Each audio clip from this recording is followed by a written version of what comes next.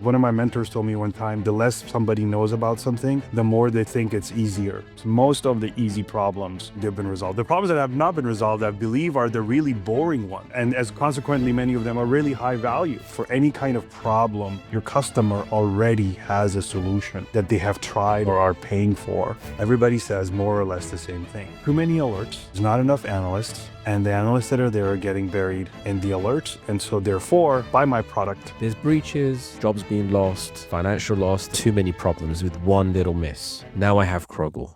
How does this change things? Monzy, a lot of founders today build products in industries they've never actually worked in. You spent over 25 years inside security before starting Crogl. At what point did you realize, I've lived this problem long enough, now I need to build the solution? Yeah, it really comes from listening to customers intently and reflecting back on it from my days in Splunk and Databricks. It's almost like as a vendor, we're trying to tell people what we think we heard. But the experience that I had when I look back at Databricks and Splunk experience, the customers were telling us a few things that I think in many ways we were not really listening to. One thing was they were really saying that they had their data spread around everywhere. They were saying that they had competency challenges because there's lots of tools and people were constantly just trying to keep up with the treadmill of learning those tools. And so I think it's really a question of really listening, not just listening and trying to map it to a solution. And then, of course, at that point, then I went back to actually work on the cybersecurity team at HSBC because I wanted to get the physics of what that really meant. So I think that's the core of it. It's you really have to intently listen to the customer and really think of it from a perspective of service to the customer and to the community that you want to serve. And I think that's what brings out a solution that is relevant. A thing that I've heard many, many times over throughout this podcast, and both as an investor and as a recruiter, is you've got to listen to your customer. But what does that actually mean? How do you really define listening to a customer? I mean, I maybe use this term too much, is it has to do with really understanding the physics of what they do. And by the physics, I mean is like the interconnection and the day-to-day, the actual work. So I'll give you like two sort of examples of listening to a customer. If the customer says, we really want to get value from our data. If you're listening to that in one way, that you might just say, oh, great, I have a data platform and I'll show you how to get value from your data. Another way to listen to that same thing when they say, well, I want to get value from my data, is to ask them, well, what is it about your data that you aren't able to get value from it today? And what does value really, really, truly mean to you? Not just from a perspective of an output, but what is happening that causes you to believe that now you have value? What's the outcome for you to believe that there is value? And so when they answer those two questions, then you start to really get into the details of figuring out what it means to them. Because invariably, for any kind of product, for any kind of problem, your customer already has a solution, at least one that they have tried or are trying or are paying for. And so it's not about saying, oh, yes, I have a product for your problem. It's really to understand, like, what is the real true problem? And then does that match to the customer? Like, I'll give you an example with respect to the AI SOC industry that Crogl is in today. When you look at the tagline for just about every company in the cybersecurity analytics space over the course of the last 10 years or so, everybody says more or less the same thing, that there's too many alerts and there's not enough analysts, and the analysts that are there are getting buried in the alerts. And so therefore, buy my product and that pain will be reduced. Well, the SIMs said that, the UBA platform said that, the SOARs said that, and even some of the early products in the AI space that came out around 2024, and many products even today are saying that. So that's a tagline. That's normal, sort of, so to speak, right? Everybody's saying that. But when the really listening part to it is to really tear down to see, well, what is the problem? And when we explored the problem for this space, we found two core areas. The first area that we found was that analysts have domain knowledge gaps and they have tool competency gaps. Unless your product is going to somehow solve that domain knowledge gap and your product is going to solve that tool competency gap, it doesn't matter how awesome your product is, because the problem is not something else. The problem are those two things. And then the other thing that we discovered was the reason why teams were not as high velocity as they could be is because they had collaborative challenges. When Alice does work and then Bob does work, it's not easy to take benefit from the work. So the next time when Tom does the work, he's benefiting from Alice and Bob's work, or even Alice and Bob benefiting from each other's work. That collaborative work actually is very high friction to actually bring it together and get the value. So we can all say analysts have alert fatigue and all this other stuff, but when you really listen and really ask questions, you realize there's a knowledge gap, there's a tool competency gap, and there is a collaboration challenge where we cannot take advantage of the analyst. So that's what I mean when I say you have to really understand the physics of what's going on and really have to tear into what's happening in the customer environment. The one I'm really keen to tap into in today's episode, because you and I could be talking for a long time and about these three areas, but the domain knowledge gap is one that really intrigues the interest of our listeners.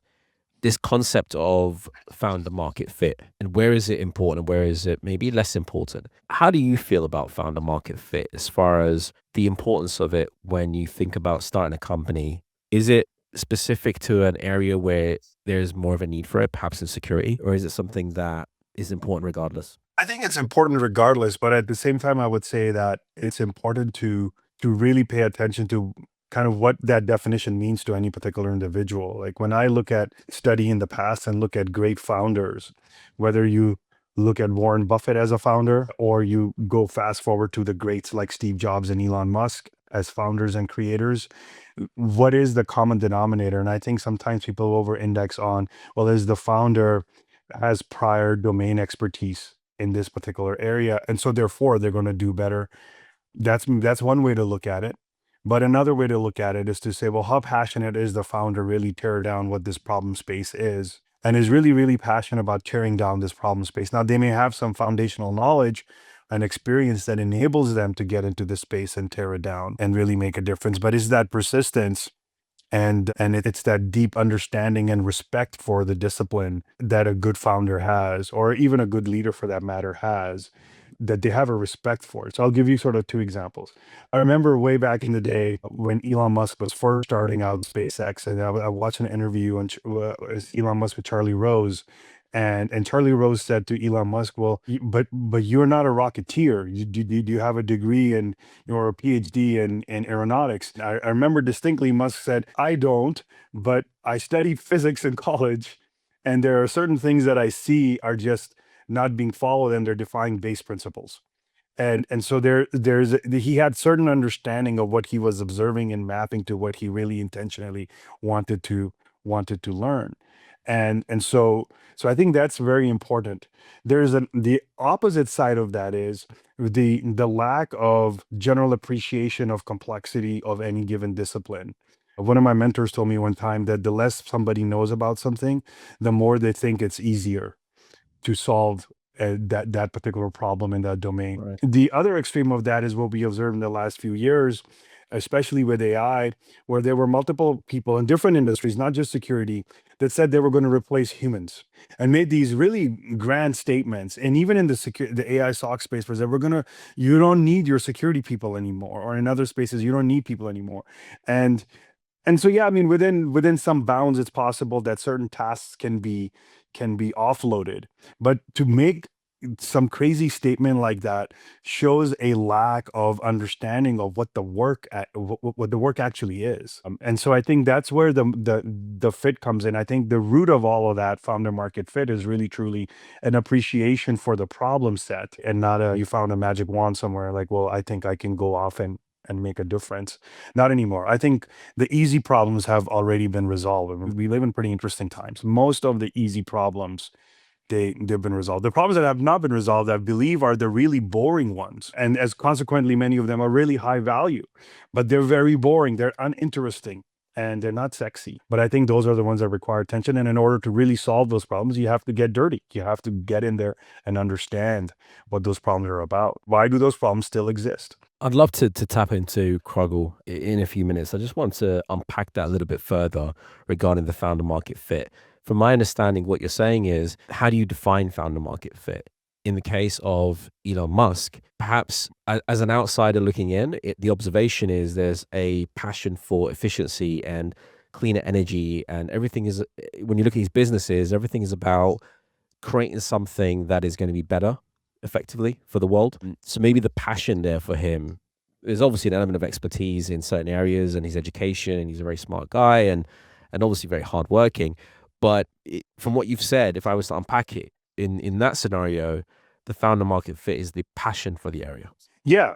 And I think it's important too to kind of call out passion. I have a lot of young nephews and nieces, and they believe passion is that whatever you're excited about, it's that I think that's an element. It's a commitment. It's a commitment to that craft, or it's a commitment to that domain that says, well, I'm going to make a difference in this domain. And you're going to put your energy, you're going to put your mental energy, you're going to work hard, you're going to make sacrifices, personal sacrifices, effort sacrifices, financial sacrifices, to really go in and try to make a difference. And I think that's the core. It's that's how I define passion, is that you are really truly committed to the mission.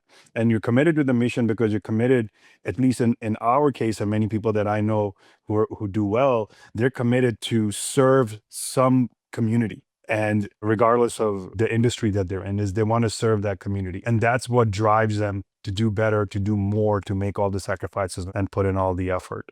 So that's how I describe passion. It's not just an excitement towards an area that is temporal.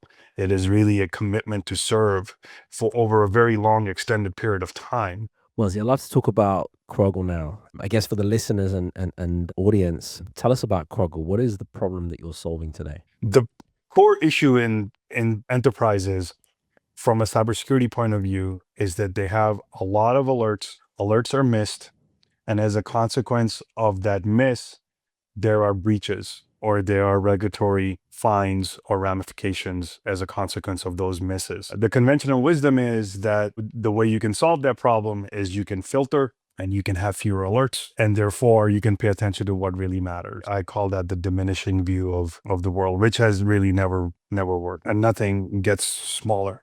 Everything gets bigger. The number of people on earth, the amount of energy we consume, all the things, everything gets bigger. And so what Crogl does is Crogl takes the opposite worldview of that. And Crogl makes the assumption that alerts and the usage of computing resources in an organization is constantly going to increase. So what Crogl as a product is a system that can investigate alerts in a security environment, or for a security operations team. It can enable the team to threat hunt, and it documents all of its work. So regardless of the volume of alerts that you have, Crogl allows you to investigate every single alert with depth, allows you to threat hunt with depth and consistency, using all the tools and data that you have, without the analyst having the requirement to normalize their data, to have tool competency to remember every single data schema, or how to write every single programming language or query language against a particular tool.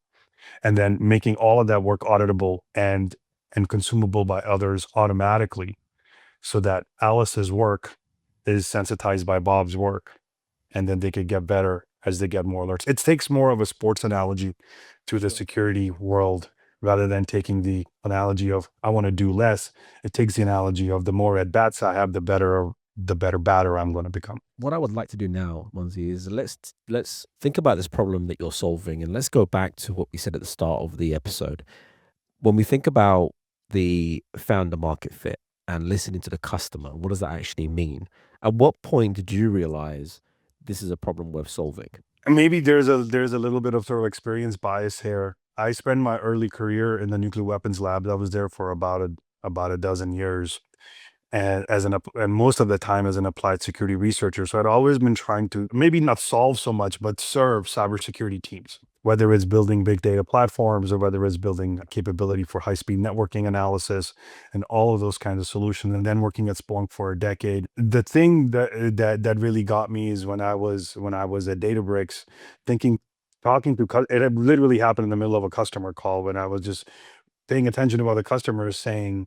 And they said something to the effect of, we're never going to put all of our data in one place. And that was the thing that got me. And it was like almost like a stupid flashback, where I recall like all the different conversations I had before with lots of other customers. And they were all saying the same thing. They were like, we're never going to put all our data in one place. Everybody was saying that. And I thought to myself, well, if they're never going to put all their data in one place, well, then these constructs that we are prescribing to them to solve their security challenges are simply not going to work. And they've been saying that to us for many years now. And we see the sprawl, and there's lots of side effects of that, right? And we can get into those, but not putting data in one place has lots of side effects. Putting data in one place also has lots of side effects.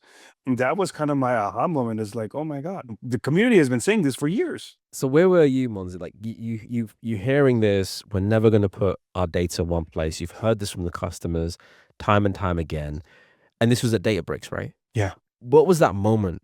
And the reason I'm asking this question is it's not just about linking when do you start a company, what problem do you solve, but a lot of our listeners, they're not just founders and investors. The analytics shows us that some of our listeners are also engineers or even people early into their career, maybe just graduate from computer science. And when they're thinking about the companies they want to join or maybe the company they want to build, that aha moment that you had, just if you could just describe that to me, because I think it's important to link what you've just said here from listening to the customer, the importance of founder market fit, defining what founder market fit actually means, and then deciding to go ahead and solve the problem that you are solving today. So just unpack that for me. You're hearing this and you thought, okay, I've heard this before. What was the next thing? What was the next movement for you? Well, the next thing is, after the call, is to spend a little bit of time really tearing that down. Like, what are the ramifications? Like, I'll just speak for myself. I won't project out too much. But as a person working at Splunk, as a person working at Databricks, and talking to customers and trying to help them with their security challenges, our mantra always was, put all your data in this data lake, and then everything's going to be fine. And this is how you would benefit. And lots of people say that. Lots of companies say that. Everyone who's competing in the data lake space or the analytics space is generally saying, put all your data in one place, and then we'll do it. So then the first question is, well, if you're going to pursue this pattern, well, you're going up against decades of conventional wisdom. And so then the question becomes, what would happen if the data wasn't in one place? And what would be other complications? If you wanted people to use data when it wasn't in one place, what are all the complications? And then going back and tearing that down, what would a person on the keyboard actually have to do? What capacity, what capability would they have to have? If my data is sitting in S3 buckets, and it's sitting in Databricks, and it's sitting in Splunk, and it's sitting in log analytics all at the same time, and Crogl has customers like that, how would you enable this person to do their job? So then the question is, well, who is this person? So what's the persona that you want to serve? And and then the other question then becomes, okay, have other people tried to solve this problem before? And of course, the obvious answer was, there's a whole bunch of companies, even at this time in 2022, where there's federated querying, or there's federated search capability. And then to think about, well, tear that problem down. Well, haven't they solved this problem already? But surely this has been done. And so you have to ask yourself, the question that you really be humble and say, surely this has already been tried. I mean, it's 2022. Come on. The world has progressed so much. I remember one time people were like, we live in a world that is not quite capable. I said, no, it's very capable. I traveled 5 countries in 4 days, had 17 customer meetings. And that does not count America, from where I left and returned to. So we live in a pretty complex, very capable, resource intense world, right? And just like, surely this problem has been solved.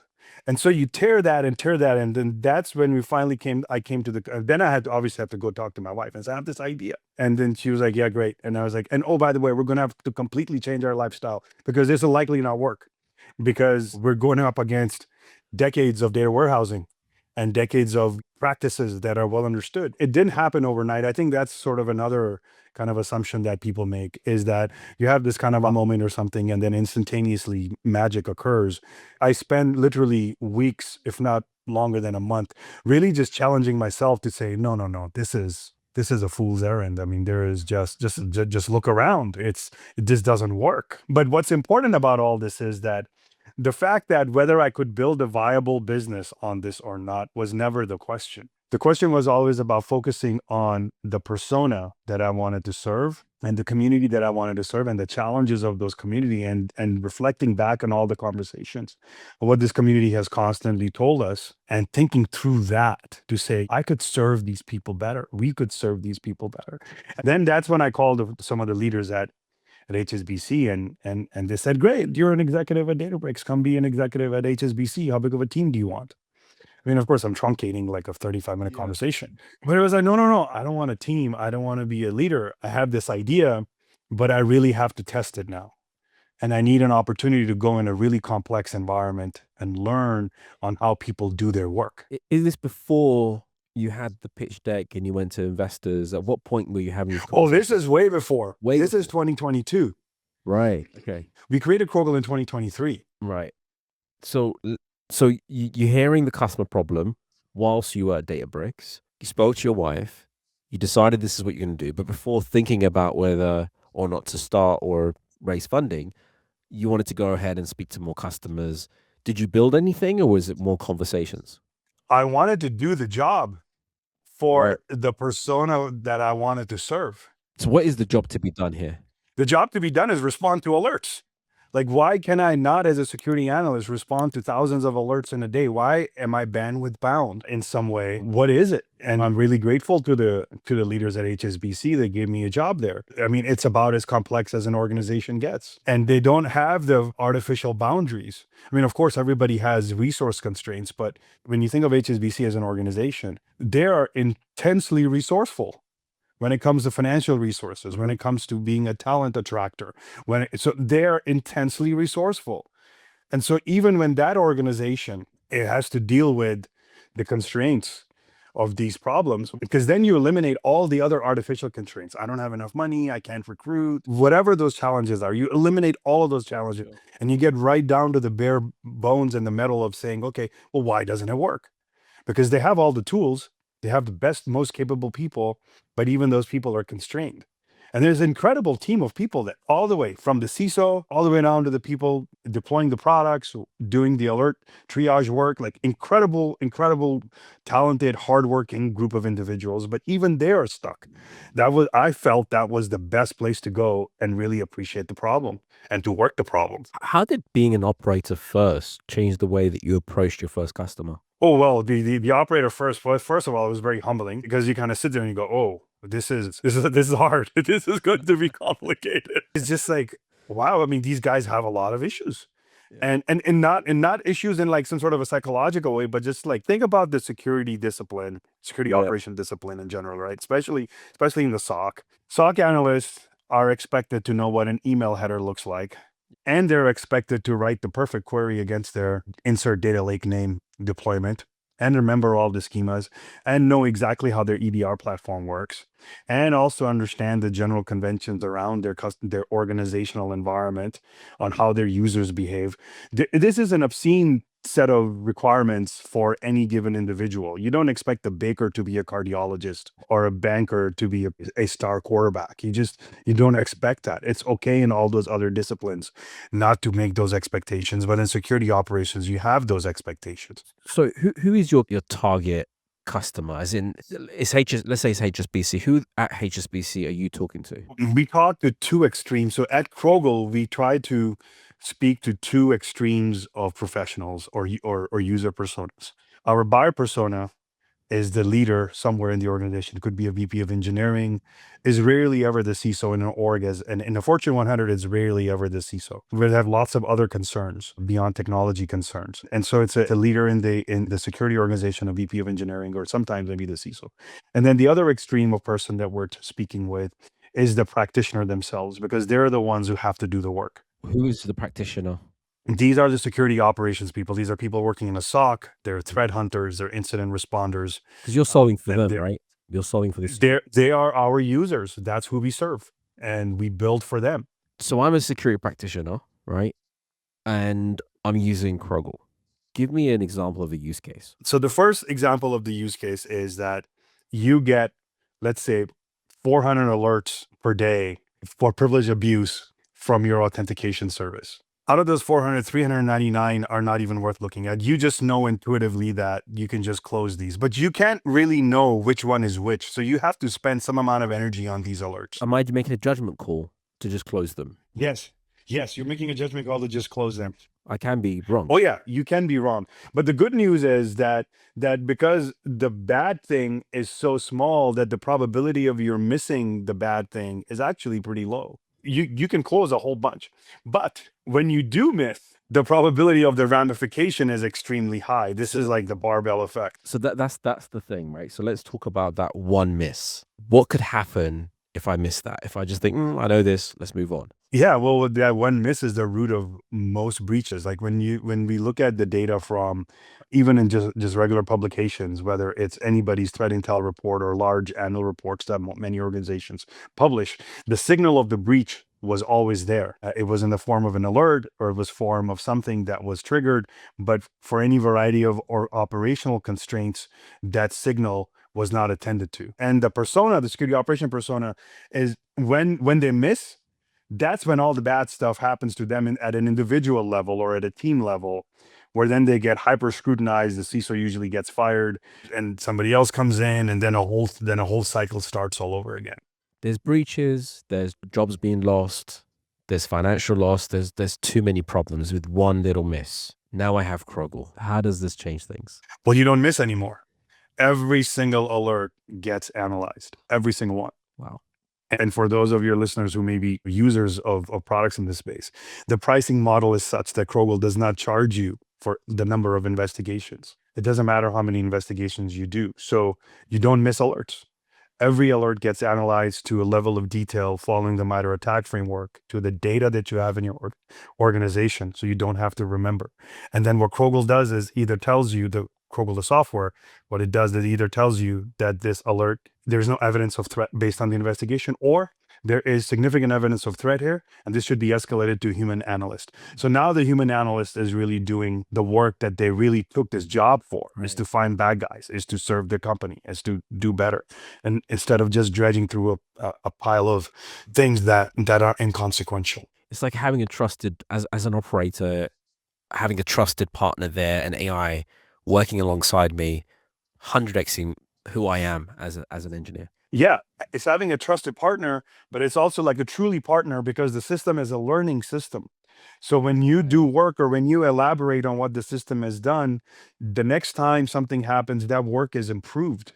So it is really a system that learns and continues. It is not static, and it pays attention to what you're doing, and then you can utilize it to essentially come overcome it. So yes, you multiply and you pay attention and you make decisions that are more superior, but under the hood what's really happening is you can make those decisions despite not remembering what the schema is in a certain data lake. You can make those decisions despite not remembering off the top of your head, what a particular AID in an Amazon instance corresponds to. So you can make a lot of decisions by paying attention to your intuition and your domain knowledge, rather than being bounded by some detail that is specific to a tool or that is specific to something in your organization. That information is surfaced to you, but now you can make a decision. I'll give you another example, the very specific use case example. Now, a lot of organizations have some concept of a threat intel report that they're supposed to respond to, or the CISO sees some, or leader sees something in the news and is curious, is like, well, are we impacted by this new ransomware thing? Or in the DoD community, there is this concept of a cyber task order. You can simplify all of these into saying, well, these are all just documents that are published. The security team then has to take that document, because then the boss says, well, what's our impact from this? Or CISA says, the Cyber Infrastructure Security Advisory Agency says, you should pay attention to this. And so now you need to pay. So taking these reports, understanding them, and actioning them, our customers tell us that in some cases could take them multiple weeks, not just multiple days, but multiple weeks, because these reports can be very detailed. There's a lot of data in them. You have to figure out where your data is to map what you look for and all of that. We have a customer that takes these kinds of reports with Crogl and is able to analyze and do a first cut assessment on these reports in minutes, because they can just simply upload the report into Crogl. Versus what would it They, be if it wasn't with Crogl? well, if it was with Crogl, it will take days or weeks, because what you have to parse that document. You have to figure out, are there IP addresses in there? Well, whose IP addresses are those? Is there where the malware comes from, or is there where the malware beacons? Whose emails are these? What does the emails look like? What is the attachment title? Where do I go figure out where my email data is? How do I write this query? How do I compile all this stuff back together? It is just, it's drudgery. I mean, you know what to do, but there's a lot of complication in terms of which tool do you touch, how do you do it, do you even have the data, oh, the data is missing, or the data is delayed, or there's just all of these different complications in the environment. You can actually get to do your work. It's like trying to fry an egg and having to build a kitchen every time. It's just like it's ridiculous. That's a great analogy. So it's alerts, it's not missing anything. So it's having a trusted partner and a real partner because, as you said, consistently learning. It's also saving tons of time, which is in itself a massive benefit. But if you were to define the job to be done in one sentence for Crogl, what would it be? Crogl works on alerts. I want to ask you a question. When you think about the company today, 10 years from now, whether it's the outcome you want or it's not, what would you be most proud of in 10 years from now? The biggest thing is that we made a huge dent. We are already making a big dent in this domain knowledge gap and this tool competency gap. And we are closing the gap in collaboration. We are creating the opportunity for security analysts around the world where they get to take credit for all of their work. And they look like heroes that they are because they work their butts off day in and day out. And that's the community that benefited from our work. And maybe to some degree that the world is a little bit more secure as a consequence of having Crogl around. I love it. Monzy, it's been a real pleasure having you on the show today. We did not manage to cover all ground, so we'll probably have to do a part 2 to this. Sorry, I talked too much. No, you I loved it. It was definitely informative, and I love what you're building. Very excited about your journey, and you're without a doubt a very inspirational leader and very well respected in the industry. With that in mind, one thing that we ask for at the end of every episode, and the reason we ask this question is because this show is all about learning. It's all about development. It's all about growth. What would be a book for you that you could recommend? One that has resonated with you, one that you feel like has been a staple in your way of thinking, that has been perhaps when you think about it now and reflect, maybe it was part of this journey that you've built your career and the business you're building today. It's a pair for me because it just happened in such close proximity that really helped me think through things and really challenged. These two books really challenged me. And one book, in many ways, even though it's not the book is not like that, but to me it became the problem statement, whereas the other book was the solution to that to a set of problems and a way to solve problems. So my problem statement came from Kai-Fu Lee's AI Superpowers, and in which he lays out the thesis around America versus China and the challenges around AI and the constraints. And he's politics aside, he's an incredibly gifted and accomplished individual. So AI Superpowers was a problem statement, and that was also one of the books when I read that I was like, man, somebody's got to do something about this. And this is very problematic in the things that he laid out. And being a person who dedicated about a dozen years in the nuclear weapons complex, that book didn't sit well with me. And the solution, or the way to think about problems, really, that has shaped my way of operation, and many things that we do at Crogl, many choices that we make on a day-to-day basis are driven by Nassim Taleb's Anti-Fragile. Love that book. It's a bit of a difficult read if you're really not ready for it, but I think it's essential. And so those two combined really changed it. I read them both right around, I want to say maybe 2022 or so. Both of those books really changed how I live, how I do things, what we're building at Crogl. I see some books there in the back, and I'm always keen to ask this question. How important is learning and reading to you as a leader? It's constant. It has to be. I don't know. I mean, we could talk about it for hours. I think it just has to be. It has to be done. I mean, you ask for sort of a transformative book. I want to share another one with your audience. I use the word physics many times. I recently went back and picked up Richard Feynman's 6 Easy Pieces. It has nothing to do with business. It's a way to think about problems, and he breaks down the fundamentals of physics that he believes that a lot of people should understand, and in his case, his students.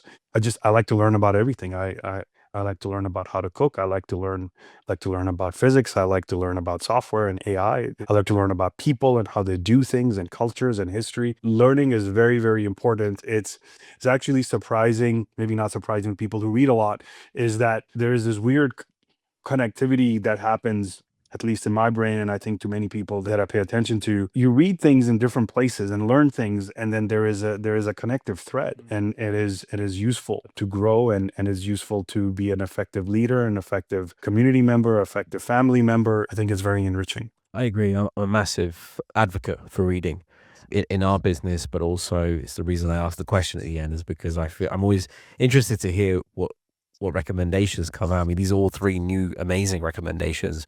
And we really appreciate all three of them. Monzy, it has been a pleasure having you on. I'd love to do this again because there's so much more you and I can. I mean, there's literally a list of questions that we never really got to cover, but hopefully in part 2 we can do it. And I also want to say, as far as our listeners and viewers, you're building an incredible business. I love being a partner. Hopefully, you'd love to continue being part of your journey. But for anyone out there who's looking to join a company like yours, I would highly recommend it. It's an absolutely incredible problem you're solving and a great leader. So really appreciate it, Monzy, and hopefully have you on the show again. Thank you, Ross. I really appreciate you taking the time, and to your listeners who spent time listening to this, thank you for your attention, because attention is all you need. Thanks for tuning in to another episode of Inside the Silicon Mind. This podcast is powered by Harrison Clark. For more episodes, don't forget to subscribe and hit that notification bell. As always, stay curious, stay consistent, and stay inside the Silicon Mind.